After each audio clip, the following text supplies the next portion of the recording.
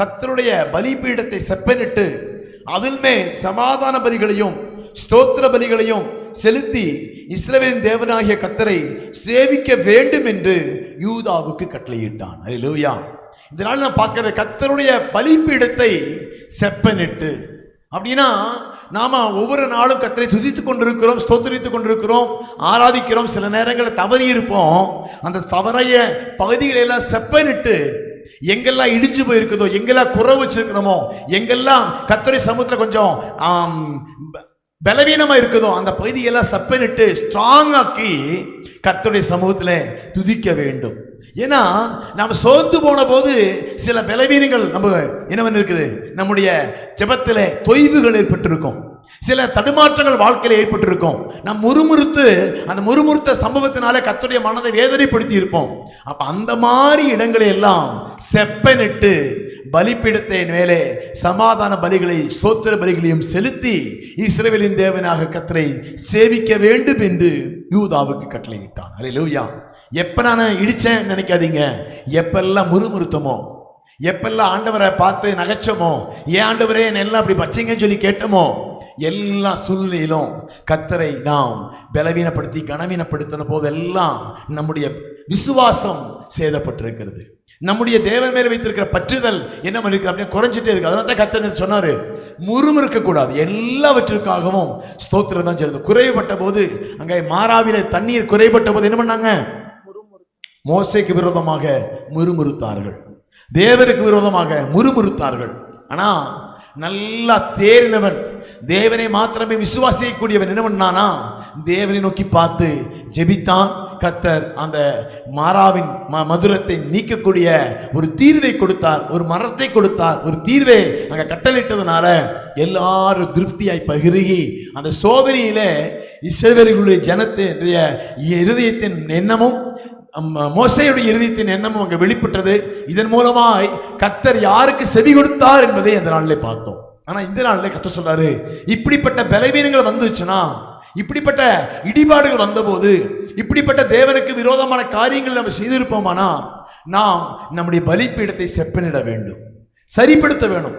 அப்படியே போய் ஆண்டவரே எல்லாம் நமக்கு தெரியும் சொல்லிட்டு போய் அமர்ந்து கர்த்தரை துதிக்கவும் ஸ்தோத்திரமும் செலுத்தக்கூடாது. ஏன்னா கர்த்தருடைய பலிபீடத்தை செப்பனிட்டு அதன் மேல் சர்வாங்க தகன பலிகளையும் ஸ்தோத்திர பலிகளையும் செலுத்தி இஸ்ரவேலின் தேவனாகிய கர்த்தரை சேவிக்க வேண்டும் என்று யூதாவுக்கு கட்டளையிட்டான். யார் கட்டளையிட்டா அப்படின்னா 14 பின்பு அவன் தாவீதினுடைய நகரத்தின் வெளி அலங்கத்தை கீயோனுக்கு மேற்கே இருக்கிற பள்ளத்தாக்கு தொடங்கி மீன் வாசல் மட்டும் கட்டி ஓவேலை சுற்றிலும் அதை வளைத்து அதை மிகவும் உயர்த்தி யூதாவில் உள்ள அரணான பட்டணங்களில் எல்லாம் ராணுவ தலைவரை வைத்து கர்த்தருடைய ஆலயத்திலிருந்து அந்நிய தேவர்களையும் அந்த விக்கிரகத்தையும் எடுத்து போட்டு கர்த்தருடைய ஆலயம் உள்ள மலையிலும் எருசலேமிலும் தான் கட்டியிருந்த எல்லா பலிபீடங்களையும் அகற்றி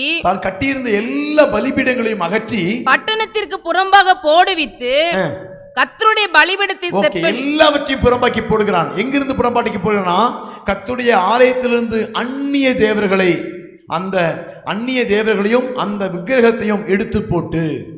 அப்ப அந்நிய தேவர்கள் எல்லாம் எப்படி முறுமுறுப்பு, அவன் வாழ்க்கையில தேவனை குறித்தான விசுவாசம் குறைவு வந்த போது அந்நிய காரியத்தின் மேல நாள் பார்க்கவும் குறி பார்க்கவும் அந்நிய தேவத்துடைய வனங்களை போகவும் செய்து அவன் என்ன பண்ண மனசை என்ன பண்ணான் அப்படின்னா, இப்படிப்பட்ட காரியத்தை தன் இஸ்ரவேலின் தேவனை மறுதலிக்க அவன் விசுவாசத்தை குறைச்சு கர்த்தருடைய ஆலயத்திலிருந்து நிறைய மாற்றங்களை அவன் பண்ணியிருந்தான். கர்த்தருடைய ஆலயத்தில் என்ன பண்ணியிருந்தானா, கர்த்தருடைய ஆலயத்திலிருந்து அந்நிய தேவர்களையும் அந்த விக்கிரகங்களையும் எடுத்து போட்டான். அப்படின்னா ஆலயத்துக்குள்ளே விக்கிரகத்தையும் அந்நிய தேவர்களை கொண்டு வந்து அவன் வைத்திருந்தான்.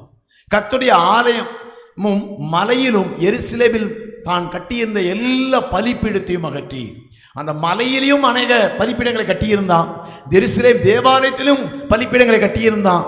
அது மாத்திரமல்ல, அதை சுற்றி இருக்க கிராமங்களிலும் என்ன பண்ணியிருந்தான், பலிபீடத்தை அந்நிய தேவர்களை வைத்து ஆராதனை செய்து கொண்டிருந்தான்.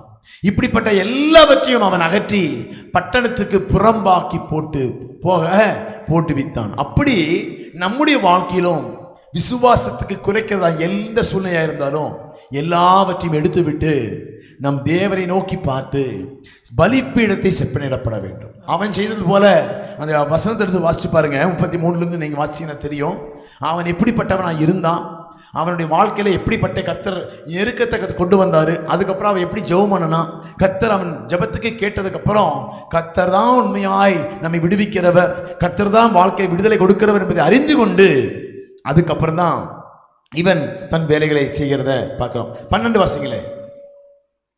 இப்படி அவன் நெருக்கப்படுகையில் தன் தேவனாகிய கர்த்தரை நோக்கி கெஞ்சி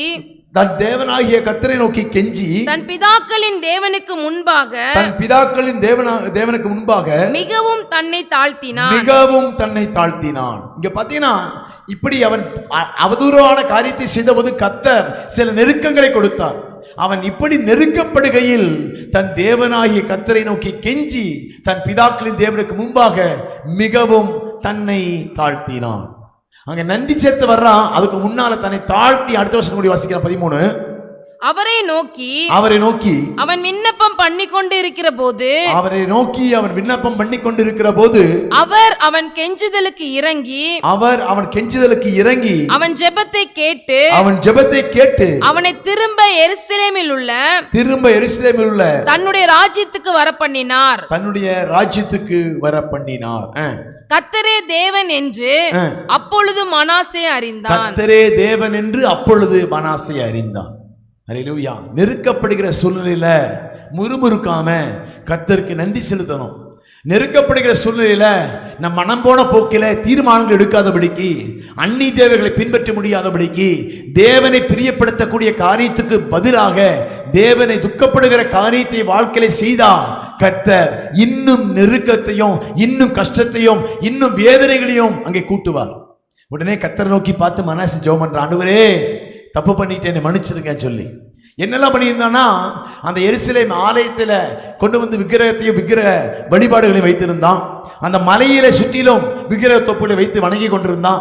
எல்லா தேவனை விட்டு தூர போகிறதுக்கான எல்லா காரியத்தையும் பண்ணி கொண்டிருந்தான். அப்ப கர்த்தர் நெருக்கத்தை கொண்டு வந்ததுனால அவன் மனம் திரும்பி தன் பழைய உண்மையான தேவன் கர்த்தர் மட்டும்தான் என்பதை புரிந்து கொண்டு தன் பலிபீடத்தை செப்பனிட்டான், முறுமுறுப்பை மாற்றினான். அந்த அவல நிலையை அவன் நீக்கி தேவனை முழு இதயத்தோடு கூட துதிக்கவும் ஸ்தோத்திரிக்கவும் ஆராதித்தான். ஏன்னா அப்பதான் புரியுது, நான் என்னது வரப்பண்ண கர்த்தரே தேவன் என்று அப்பொழுது மனாசே அறிந்து. அல்லேலூயா. நம்முடைய வாழ்க்கையிலும் கர்த்தர் தான் எல்லாவற்றையும் அனுமதித்திருக்கிறார். நம்முடைய வாழ்க்கையில் வரக்கூடிய இன்பமா இருக்கட்டும், துன்பமா இருக்கட்டும், வேதனைகளா இருக்கட்டும், பாடுகளா இருக்கட்டும், எந்த நேரத்திலும் கர்த்தரை மாத்திரமே துதிக்க வேண்டும், கர்த்தரை மாத்திரமே நோக்கி பார்க்க வேண்டும், ஒத்தாசை அனுப்புகிற பர்வதத்தை நோக்கி மாத்திரமே பார்க்க வேண்டும் என்று சொல்லி நாம் தீர்மானிக்க வேண்டும். அல்லேலூயா. ஸ்தோத்திரத்தை ஒரு நாள் குறைச்சிடக்கூடாது. நன்றி பலிகளை, துதி பலிகளை அது நிறைய பேர் நான் கேள்விப்படுறது என்னன்னா, ரொம்ப நெருக்கப்படும் போது ஜெபிக்கிறதே இல்லைம்பாங்க, பைபிள் படிக்கிறதே இல்லைம்பாங்க, சர்ச்சுக்கு போறதே இல்லைம்பாங்க. இப்படி ஒரு நெருக்கப்படுகிற நேரங்களிலே கர்த்தரை விட்டு நம்ம தூரம் போயிட்டு இருந்தா கர்த்தர் அவர் நம்முடைய வாழ்க்கையில எதுக்கு அனுமதிச்சாருன்னு தெரியாம போயிடும். அப்போ ஒவ்வொரு சூழ்நிலை வரும்போதும் எல்லா சூழ்நிலைக்கும் நன்றி தான் செலுத்தணும். எல்லா சூழ்நிலையும் கர்த்தரை துதிக்கத்தான் வேண்டும். அப்போ ஒரு சூழ்நிலையிலும் கர்த்தரை நம் மறுதளிக்கவோ முறுமுறுக்கவோ கர்த்தருக்கு விரோதமாய் எழும்பவோ செய்யாது, பாவத்தை செய்யாதபடிக்கு நம்ம என்ன பண்ணணும்னா கர்த்தரை நோக்கி பார்த்து பலிபீடத்தை செப்பனிட வேண்டும். அல்லேலூயா. உள்ளத்தின் ஆழத்திலிருந்து இந்த நாளிலே நம் கண்களை மூடி நம்ம சொல்ல போறோம், ஆண்டவரே, முறுமுறுப்பு நம் வாழ்க்கையில பலிபீடத்தை இடிச்சிருச்சுன்னா இந்த நாளிலே என் பலிபீடத்தை செப்பனிட விரும்புகிறேன். உம்மை விட்டு அநேக முறைகள் நாங்கள் பின்மாறி போயிருக்கிறோம், உம்மை மறந்து போயிருக்கிறோம், முறுமுறுத்து நாங்கள் கட்டி வைத்திருந்த பலிபீடத்தை இடிச்சு போட்டிருக்கிறோம். ஆண்டவரே, நம்ம கர்த்தரை உன்னதமான இடத்துல வச்சுட்டு இருந்த அப்படி இறக்கி வச்சதெல்லாம் கர்த்தர் பார்த்துட்டே இருந்திருக்காரு. பலிபீடத்தை செப்பனிட வேண்டும். சமாதான பலிகளை ஸ்தோத்திர பலிகளையும் செலுத்தி இஸ்ரவேலின் தேவனாகிய கர்த்தரை சேவிக்க வேண்டும் என்று யூதாவுக்கு கட்டளையிட்டான். இனி பின்னாலே போயிடக்கூடாது. நம்ம ஜெபங்களும் ஸ்தோத்திரங்களும் ஒவ்வொரு நாளும் பெருக வேண்டுமே தவிர குறுகிடக்கூடாது. ஒரு நாளும் பலிபீடம் இடிக்கப்படக்கூடாது. ஒரு நாளும் பலிபீடம் சோர்ந்து போயிடக்கூடாது. ஒவ்வொரு நாளும் மனசை கற்றுக்கொண்டது போல நாமும் கற்றுக்கொண்டு எங்கெல்லாம் பலவீனப்படுத்தினமோ அந்த பகுதியெல்லாம் கர்த்தருடைய சமூகத்தில் அர்ப்பணிச்சு, ஆண்டவரே என் பலிபீடத்தை செப்பனிட விரும்புகிறேன், என் பலிபீடத்தை புதுப்பிக்க விரும்புகிறேன், என் பலிபீடத்தை ஸ்ட்ராங்காக்க விரும்புகிறேன், என் பலிபீடத்தில் அக்கினி எப்பொழுதும் எரிந்து கொண்டே இருக்கும்படி நான் விரும்புகிறேன்ப்பா. சில நேரங்கள் அணைஞ்சு போயிருது, சில பிரச்சனைகள் வரும்போது ஜெபிக்க மறந்துடுறேன், ஸ்தோத்தரிக்க மறந்துடுறேன், ஆராதனை மறந்துடுறேன், வேத வாசிப்பை மறந்துடுறேன், முறுமுறுக்க ஆரம்பிச்சிடறேன். ஆண்டவரே இந்த நாளில் அப்படிப்பட்ட எண்ணங்கள் எனக்குள் உருவாகாதபடி நாம் பலிபீடத்தை செப்பனிடுவோம். தேவனுக்கு உகந்த ஜீவ பலியாய் நம்மை அர்ப்பணிச்சு ஒவ்வொரு நாளும் நம்முடைய ஜெபங்களை, ஸ்தோத்திரங்களை, நன்றி பலிகளை ஏறெடுக்க உதவி செய்வீராக என்று சொல்லி நாங்கள் ஜெபிக்கிறோம்ப்பா. நல்ல தகப்பனே, இந்த நல்ல மாலை வேளைக்காக நன்றி. இந்த 5வது நாளிலும் திருமுகத்தை நோக்கி எங்கள் பார்க்கிறோம். எங்கள் உதவி செய்கிற தெய்வம் நீங்கப்பா, எங்களுக்கு ஒத்தாசை அனுப்புகிற தெய்வம் நீங்க. ஆண்டவரே எங்களோடு கூட பேசுவீராக, இடைவிடுவீராக. இந்த நாளிலும் எங்கள் பலிபீடங்களை நாங்கள் சரிப்படுத்த, சரிபார்க்க உதவி செய்வீராக, செப்பனிடப்பட உதவி செய்வீராக. தகர்ந்த, இடிந்த, பலவீனப்பட்ட ஆண்டவரே எல்லா பகுதிகளும் செப்பனிடப்பட்டு ஸ்தோத்திர பலிகளையும் துதி பலிகளையும் நாங்கள் ஏறெடுத்து ஒவ்வொரு நாளும் மகிமைப்படுத்த உதவி செய்வீராக. தொடர்ந்து நீ பொறுப்படுத்திக் கொள்ளும், வழிநடத்தும். எல்லா துதி கன மகிமை அனைத்தும் தருகிறோம் இயேசுவின் மூலம் ஜெபங்களும் பிதாவே, ஆமென். என் ஆத்துமாவே கர்த்தரை ஸ்தோத்திரி, என் முழுமே பரிசுத்த நாமத்தை ஸ்தோத்திரி. என் ஆத்துமாவே கர்த்தரை ஸ்தோத்திரி, கர்த்தர் செய்த சகல உபகாரங்களையும் என்றென்றும் மறவாதே. ஆமென். கர்த்தர் தாமே உங்களை ஒவ்வொரு ஆசீர்வதிப்பாராக. ஆமென்.